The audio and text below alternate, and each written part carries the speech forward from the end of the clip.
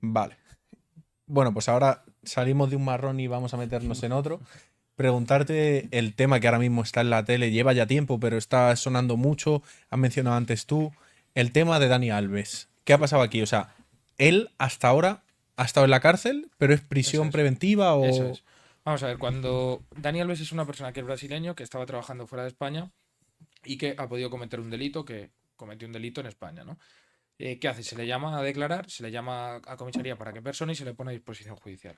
¿Qué es lo que tiene en cuenta el juzgado? El juzgado lo que tiene en cuenta es que siendo una persona de Brasil y que vive en un país que no tiene extradición, existe un riesgo alto de fuga para que no se persone al día de la vista, como sucedió en el caso de Robinho. Por eso se le dio prisión provisional hasta el momento de la vista, que es lo que ha estado cumpliendo Dani Alves hasta ahora. ¿De acuerdo? Eso es por lo que Dani Alves ha estado cumpliendo hasta ahora. ¿Qué es lo que tenemos ahora? ¿Qué es lo que ha cambiado? Que se ha celebrado el juicio y se le ha puesto una condena, que es de 4 años y medio. Vale, ¿y los 2 años que ya ha cumplido se le restan ahora de la pena o tiene que hacer otros 4 o cómo funciona? No se le restarían de la pena. Por eso, si te fijas, está pidiendo la salida de prisión. Porque como ya ha cumplido bastante tiempo de esa condena, pues prácticamente ya estaría en tiempo para poder empezar a pedir los beneficios como puede ser el salir. ¿Y hasta qué punto una persona con tanto dinero, tanta capacidad económica como tal, se puede ver beneficiada de ciertos argucias o cierta salida? No sé las Sí, palabras si exactas, influye pero tener dinero o claro, no a la hora de que te juzguen, ya está, es exactamente. así. Claro, pues si lo enfocamos aquí, al final la pregunta yo creo que sería, oye, eh, ¿está bien que por haber depositado 150.000 euros su pena se haya podido ver rebajada a tantos años o que se pueda haber rebajado a 1 año y medio o 2 años? Pues hombre, eh, esta es una pregunta sobre la que me gusta mucho dedicarle tiempo por el siguiente motivo. A nosotros nos dicen, o a todo el mundo le han dicho, que la indemnización de 150.000 euros es una indemnización, digamos, prácticamente como de mierda, ¿no? Lo cierto es que en el caso de la manada, una chica que fue violada entre 5 personas, que fue grabada y que además le robaron el teléfono, el total de la indemnización fueron 100.000 euros. Una indemnización en un procedimiento penal va dirigida a reparar el daño que se ha causado, ¿no? Evidentemente, lo que te puedo decir yo es que yo, en mi experiencia profesional, no he visto en mi vida una indemnización de 150.000 euros por una violación. Lo que he visto son indemnizaciones de vergüenza que pueden ir desde 9.000 euros, 20.000, 30.000. Entonces, te puedo garantizar que yo nunca he visto una indemnización de 150.000 euros. Por lo que en este caso los 150.000 euros reparan el daño o enriquecen de forma injusta a la víctima. Desde luego, yo no sé si de forma injusta, porque desde luego lo que ha sucedido es una situación gravísima, ¿no? Lo que sí que te puedo decir es que cuando tú analizas el resto de casos y ves que a la víctima de Dani Alves le dan 150.000 euros y a la víctima de un señor por la calle que no tiene un duro le dan 8.000, entiendes que desde luego en este caso sí que ha afectado para valorar qué cantidad establecemos como reparación del daño, quién es el sujeto que ha realizado la conducta, que es Dani Alves. Porque si no hubiese sido Dani Alves, no hubiesen sido 150.000 euros en la vida. Y te puedo decir que en caso de que no hubiese sido Dani Alves, con que ese sujeto hubiese durante todo el procedimiento mostrado su intención de reparar el daño con cantidades muy inferiores, hubieses tenido el mismo atenuante que ha tenido él. Y luego también otras cosas que creo que han salido es como que él, como iba borracho, pues entonces la pena es menor o algo así. Claro, lo que, vamos a ver, en la sentencia no se ha tenido en cuenta si él iba bajo los efectos del alcohol o no al momento de la comisión de los hechos, ¿no? Desde mi punto de vista, hay una cosa que es innegable, que es que Dani Alves entraba en una discoteca y estaba en una mesa consumiendo alcohol. Eh, Desde el momento que esta persona consuma alcohol, es evidente que su capacidad volitiva está mermada. Yo no sé cuántas copas habría bebido o si más o menos, ¿no? Pero desde luego sí que está mermada. ¿Esto en qué se traduce? En que si consideramos que la capacidad volitiva de Dani Alves estaba mermada en el momento de la comisión de los hechos, podríamos encontrarnos con un atenuante que pudiera haber rebajado la pena en 1 o 2 grados. Esto que hubiese significado que la pena de Dani Alves se podría haber quedado en 2 años o en 2 años y medio y que por tanto prácticamente ya lo hubiese cumplido. Entonces, este ha sido un poco el debate que ha habido. Desde mi punto de vista, sí se tendría que haber tenido en cuenta el tema del alcohol para haber calificado o graduado la pena que se le ha interpuesto. Claro, Se le ha porque puesto. para otros casos, yo por lo que entiendo de derecho, que es que hay atenuantes que pueden hacer que tu condena se reduzca Eso es. o aumente. Eso es, atenuantes o agravantes. Claro, entonces, igual que si, por ejemplo, vas conduciendo y atropellas a alguien y vas borracho, puede ser un agravante o es un atenuante. Vamos a ver, normalmente, ¿qué es lo que sucede en estos casos? En estos casos lo que se entiende es que se ha cometido, imagínate que ese atropello ha matado a la persona, ¿de acuerdo? O que la ha lesionado. lo que se entiende es que tú no te representabas que podía suceder estos hechos y por eso se califica como homicidio imprudente o lesiones imprudentes. Desde mi punto de vista tampoco se debería calificar así. ¿Por qué?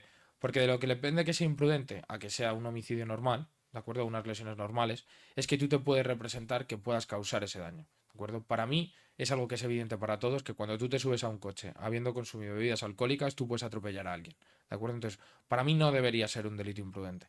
¿Qué es lo cierto? Que como decíamos anteriormente, estos son el tipo de casos en los que personas normales del día a día de la calle se pueden enfrentar a un procedimiento penal. Y es muy grave pedirle a una persona una pena de 8 años por este hecho. Pero desde mi punto de vista te puedo garantizar que eso que se califica como homicidio imprudente, como lesiones imprudentes, deberían ser unas lesiones dolosas o un homicidio doloso. Pero el hecho de ir borracho, entonces, por lo que estás diciendo, te está reduciendo la Eso es, condena. porque lo que establece Entonces, el Código Penal es que hay un atenuante. Vamos a ver, cuando nosotros analizamos la culpabilidad del sujeto, para nosotros poder llegar a concluir con que una persona ha cometido un delito, tenemos que analizar, digamos, tres estadios. La sede de tipicidad, la sede de antijuricidad y la sede de culpabilidad. Eh, para no darte el coñazo con todas ellas, te resumo, ¿no? Al final a la que vamos, que es sede de culpabilidad, que es en qué situación se encontraba el sujeto o si podía ser capaz al momento de cometer los hechos o se le puede obligar a responder por lo que ha cometido, ¿no? Y para eso se tienen en cuenta varias circunstancias. Pues imagínate que la persona que lo realiza fuera una persona con una discapacidad o que fuera una persona con síndrome de Down. Pues otra de las circunstancias que se tiene en cuenta es si la persona se encuentra en un grado de intoxicación o no, ¿de acuerdo? Si esa persona se encuentra en un grado de intoxicación total, podría llegarse a exculpar, podría llegar a no tener responsabilidad penal por la comisión del delito. ¿De acuerdo? Cuando esta intoxicación no es total y es parcial, esta persona puede ser beneficiaria de un atenuante de 1 a 2 grados. En este caso, en el caso de Dani Alves, para mí es evidente que nunca se va a poder hablar de una intoxicación total, ¿no?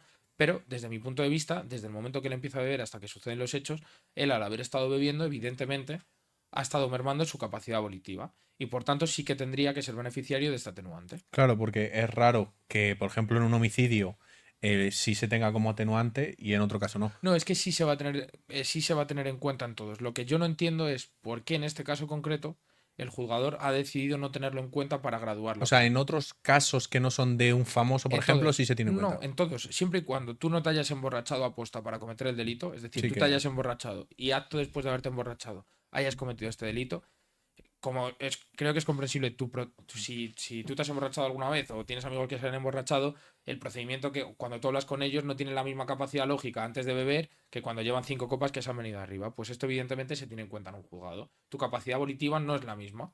Entonces, esto hace que tú no te representes exactamente lo mismo, que no tengas el mismo control sobre la situación que tenías antes. Y por esto se rebaja Claro. la pena. Tú dices más, creo que tú tiras por ahí más en la conciencia social que hay ante lo que es ir borracho y coger el coche que deberías de... Claro, vamos a ver, lo que se tiene en la conciencia social, ¿qué es lo que pasa? Vamos a ver, aunque nosotros sabemos que coger el coche borracho es un peligro, nosotros sabemos que la gente que comete este tipo de hechos no son verdaderos delincuentes, ¿de acuerdo? Es una persona que es un borracho, que ha salido de fiesta, se ha cogido el pedo y no ha tenido en cuenta o no ha tenido suficiente diligencia para dejar el coche, no ha tenido la capacidad para dejar ese coche y ha decidido coger el coche y hacerlo. Cuando nosotros nos imaginamos a un violador, el tipo de delincuente que tenemos en la cabeza es un sujeto completamente diferente. Entonces, lo que muchas veces para uno nos va a parecer bien, para el otro no nos lo va a parecer. ¿De acuerdo? Entonces, el derecho, los atenuantes, sobre todo cuando son genéricos, debemos aplicarlo en las mismas circunstancias. Y lo que no podemos tener es una barra de medir para decir, oye, pues en esta circunstancia el sujeto me da pena y aplico el derecho de esta forma, y en esta es un hombre malísimo y por tanto lo voy a aplicar de esta otra. Eso es lo que digo yo. Claro, porque al final hay que diferenciar también en lo que es nuestra opinión, Claro. porque ese siempre es un dilema que tengo yo con mucha gente, que es el no se pueden hacer las leyes en base a nuestra experiencia personal, porque entonces aquí todos seríamos jueces Eso y es. verdugos. Entonces, es cuanto menos extraño que en unos casos se aplique y en otros no. Una cosa que has dicho tú que me llama mucho la atención y quería saber más o menos es lo que la comparativa entre una persona que ha sido violada por, en este caso, o una persona famosa mediáticamente, la diferencia tan grande de una indemnización de, puede ser 150.000 euros o 9.000 o 20.000, que es lo que tú, por ejemplo, has llegado a ver. ¿Qué estrategia ante la defensa tiene para tener esa vara de medir de a ti te voy a sacar 150.000 pavos y luego en una violación de una persona más de a pie, lo máximo que se puede aspirar son 20.000? ¿Es la competencia del abogado, la capacidad que tiene, o por el daño moral, ético? Es que vamos a ver, mira, el daño moral es incuantificable, Claro. ¿vale? Y esto es una realidad. Pero lo que nosotros, en derecho penal, nosotros que tenemos que hacer derecho penal de hecho. ¿Qué significa? Nosotros tenemos que saber qué ha pasado, no quiénes son los intervinientes. Cuando, con esta perspectiva que tú me estás diciendo, al final estamos cambiando el sentido del derecho penal. Cuando nosotros hacemos el derecho penal en función de la persona que tenemos delante, existe una cosa que no es seguridad jurídica. ¿Por qué? Porque cada caso se va a aplicar en función de la persona que tienes delante. ¿De acuerdo? Lo que nosotros buscamos cuando atendemos a un ordenamiento penal es poner unas normas que sean para todos. Y en la Constitución, que hablábamos Sí. anteriormente, ¿no? Está el derecho a la igualdad, es decir, todos somos iguales ante la ley. Entonces, ante este tipo de circunstancias, la indemnización debería ser la misma. Ya estemos ante una persona mediática o ante una persona que no lo sea. ¿Por qué se producen estos casos? Pues, si te soy sincero, para mí no le encuentro una validez al argumento jurídico que se da para que unas puedan ser de 9.000 y otras puedan ser de 150.000. Lo que te digo es que es una realidad que hoy en día se materializa en los juzgados y que hace que en los juzgados tengas un tipo de indemnización y en otros tengas otra. ¿Vale? ¿De qué va a depender esto? De la convicción que tenga el juez o de las ideas que tenga el juez en función al procedimiento que tiene delante. Pero la realidad es que en ambos casos se debería tener en cuenta los mismos factores para decidir cuál es la indemnización. No que sea la misma indemnización, pero tener en cuenta el tiempo que ha tardado la víctima en recuperarse, el tipo de hecho que se ha producido, los profesionales que hayan acudido y los gastos que haya tenido. Es decir, tenemos que tener en ponderación todo eso para aplicar unas reglas que sirvan para poder determinar cuál va a ser la indemnización.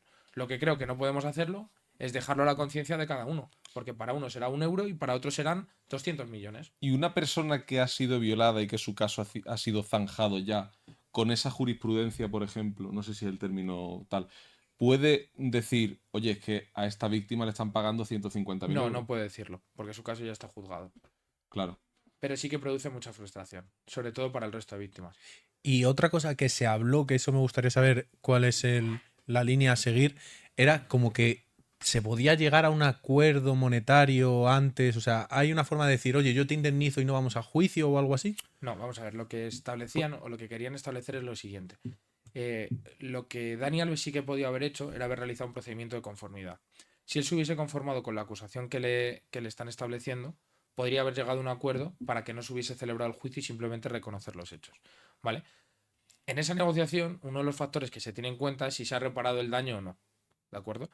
Cuando Dani Alves estaba depositando los 150.000 euros, iba dirigido a un protocolo de conformidad con una rebaja de pena bastante amplia. Como no se pudo dirigir en estos términos a un acuerdo que le pudiera beneficiar, fueron a juicio y lo único que se ha tenido en cuenta es el atenuante. Pero cualquier persona que vaya a un procedimiento donde se le pide una pena de cárcel, si esa persona se conforma con la pena, el día de la vista lo único que hace es reconocer los hechos, se le pone la pena que se haya pactado y se acaba el juicio. Y esto es lo que se habló en su momento, con la posibilidad de que existiera esto. O sea, que técnicamente una persona que tenga más dinero que otra puede llegar a acuerdos mucho más fácilmente. Es que lo cierto es que no, porque mira, yo tengo un montón de clientes que no tienen esa capacidad económica y lo que habla la ley es o del abono de la o de la reparación del daño o la de predisposición del sujeto a la reparación del daño. Entonces yo me encuentro con sujetos que no tienen esa cantidad de dinero, pero que intentan realizar un esfuerzo brutal todos los meses depositando gran parte de su salario para conseguirlo reparar. Y te puedo garantizar que no llegan a cantidades ni parecidas. Eso sí, el tribunal lo que valora es que este señor ha tenido el esfuerzo durante todo el procedimiento del dinero que iba recibiendo sin poderlo poner desde el principio, irlo abonando para, si existiera una posible condena, que no quedase ese daño sin reparar. Entonces, incluso sin haber realizado el total de ese abono, tú puedes ser beneficiario de ese atenuante. O sea, también es verdad que todo el rato se habla de reparar el daño y siempre lo vemos con dinero, ¿no? Y como has dicho tú, hay cosas que el daño moral al final es irreparable. Claro, es que el problema, a nosotros nos hablan de reparar el daño y es muy subjetivo, ¿entiendes? Porque te puedo garantizar que para esa chica no hay un precio que valga lo que ha vivido. Y te puedo garantizar que para cualquier otro sujeto, 150.000 euros es una locura de dinero, dado que probablemente no se vean con ese dinero en la cuenta en su vida. Entonces, ¿dónde ponemos el punto intermedio? Es muy difícil. Muy, muy, muy difícil. Pero lo que yo digo es que por lo menos tendremos que atenernos a unas reglas lógicas para que en todos los casos podamos atenernos a lo mismo y que no nos encontremos con una situación como la que nos hemos encontrado, en el que, por ejemplo, la víctima de la manada que fue violada entre cinco se le indemniza con menos dinero que a una señora que, que la ha violado una noche un futbolista en una discoteca. Porque desde mi punto de vista creo, y pues no sé, que lo decían nuestros oyentes, ¿no? Pero creo que es mucho más traumático ser violada por 5 personas una noche en un portal sin poder escapar mientras te roban el móvil y te dejan, digamos, sin nada, que la situación que vivió esta señora. Entonces, creo que la indemnización de la víctima de la manada debería haber sido superior a la de esta señora. Creo que al final también la víctima ahí no tiene nada que ver, ¿no? O sea, a la hora de recibir Mira, la nosotros indemnización. llevamos una víctima que fue una chica que con 17 años la deciden violar, o la decide violar un chico de etnia gitana, y nosotros cada vez que íbamos al juzgado, ¿vale? Y la semana antes de que nosotros fuéramos al juzgado, la familia de este chico gitano estaba alrededor de la casa de la víctima. Desde que entrábamos al pueblo nos seguían con el coche, desde que entramos al juzgado hasta que nos íbamos. Y después de que a esta chica la violaran, con 17 años, se la ha indemnizado con 9.000 euros. Entonces, ¿por qué a esta señora que lo que vive es con 17 años ser violada, sin haber estado en una discoteca, sin haber hecho absolutamente nada, que además de violada la han estado, digamos, amedrentando, la han estado intimidando, ha tenido que soportar como durante 2 años, siendo menor, cada vez que iba a un procedimiento judicial, iba perseguido por las familias de gitanos para, en este caso, amedrentarle y conseguir que no llegara a efecto? Y a esta señora se le indemniza con 9.000 euros y a la víctima de Dani Alves con 150.000. Hombre, pues yo creo que tenemos un problema si consideramos que estamos actuando de forma acertada cuando una indemnización la establecemos en 150.000 y a una señora que te puedo garantizar que lo que haya vivido no lo vaya a superar en su vida, la estamos dando 9.000 euros, que es como prácticamente tirarla a la basura. Es mi criterio personal. Claro, es que ahí entramos en discusiones de hasta qué punto el dinero puede parchear ese No, pero al daño. final- Es que no sé. La cosa es, si a uno le dan más, pues al final a todos habría que tirar siempre a lo alto, no a lo bajo. Sí, pero ya eso ya es más filosófico, decir Ya, hasta ya, qué ya. punto el dinero va a Claro, remediar eso. Pero tú piensas que hoy en día lo tenemos que cuantificar. Claro. ¿Entiendes? Como cuando tú tienes un accidente con el coche o mata a un familiar tuyo. Evidentemente hay un daño que no se puede medir. Es decir, el cómo lo vas a pasar tú por lo que ha sucedido no se puede medir. Pero nosotros decimos, oye, han atropellado a una persona y le han quitado la vida y es un hecho trágico, pero lo tasamos mediante la tabla de accidentes de tráfico, ¿no? Ujú. Y nos basamos en eso y decimos, oye, mira, es muy trágico, pero lo ponemos en estas cifras. Entonces, lo que yo planteo es, oye, si nosotros a un hecho tan trágico como hablamos de una muerte, lo basamos en algo tan simple como es una tabla de accidentes, cuando nosotros tenemos una situación como esta, no podemos atenernos al libre albedrío, porque nos encontramos con circunstancias en las que tú imagínate cómo se sentirá la chica que hemos llevado nosotros, que hemos conseguido que al señor le metan 9 años en prisión, ¿eh? Es decir, el hombre va a cumplir 9 años en prisión. Pero, ¿qué sensación tendrá esa chica cuando ella la han indemnizado por 9.000 euros después de lo que vivió? ¿De acuerdo? Y ve cómo existen sentencias por 150.000 euros por lo mismo. Claro, y yo, por ejemplo, tengo una duda. Vale, ha pasado esto, ha habido un abuso, una violación, llámalo X. Se le paga una indemnización como tal, pero luego el cómo se repara ese dolor realmente debe ser con terapia, con acompañamiento, con psicólogos que van todo detrás. Eso es. ¿Eso está subvencionado por el Estado o te lo tienes que pagar tú? Hay un estatuto de víctimas, ¿de acuerdo? Sí. La cuestión es si ese estatuto de víctimas hace suficientemente fuerza o vas a necesitar del apoyo de otros profesionales. Cuando nosotros hablamos de una violación, la víctima de una violación se queda en una situación de vulnerabilidad que creo que para que alguien pudiera opinar de ello debería conocerlo, porque de verdad se quedan hechos polvo, ¿de Claro. acuerdo? Y salir de esa situación es muy difícil. Entonces, yo pienso que de estas situaciones muchas veces ni con ayuda de profesionales consigues repararlo. Consigues aprender a vivir con ello, ¿de Ujú. acuerdo? Pero no creo que se pueda reparar ese daño. Claro. Entre que un profesional te ayude y que tú dices que tienes que aprender a vivir con ello y el dinero, Ya. es que realmente no creo que Es esa... complicado. Es complicado, es muy complicado. Eso es, pero al final es que si no, no habría una forma de poder objetivar esa reparación. Porque tú imagínate, imagínate que tú quieres reparar ese daño como agresor. ¿Tú crees que la víctima aceptaría que tú fueras a prestarle tu ayuda? Ya. Depende Después de de que cómo lo has fuese hecho. esa persona. No, hombre, Eso no. es. Pues sí, ¿no? Depende de cómo fuese esa Te persona. lo puedes encontrar, Que sí, claro. Que Del te perdón, puedo la garantizar que muchas veces en las agresiones sexuales no, ¿eh? Y igual que te puedo decir que hay veces que en agresiones sexuales la víctima dice que lo perdona todo, es decir, cada persona es un mundo. Claro. Pero podemos dejarlo solamente a que esa persona decida que la ayudan o no. Ya. Tenemos que poner unos medios que son objetivos. Entonces, hoy en día, por muy trágico que sea para todos, la única forma que tenemos, que es algo comprensible para todos, es cuantificar la situación que tenemos. Y decir, oye, esto vale tanto. Ya. Aunque suena así un poco frío, pero al final Es que es muy frío, claro, lo que- muy frío. es lo que toca.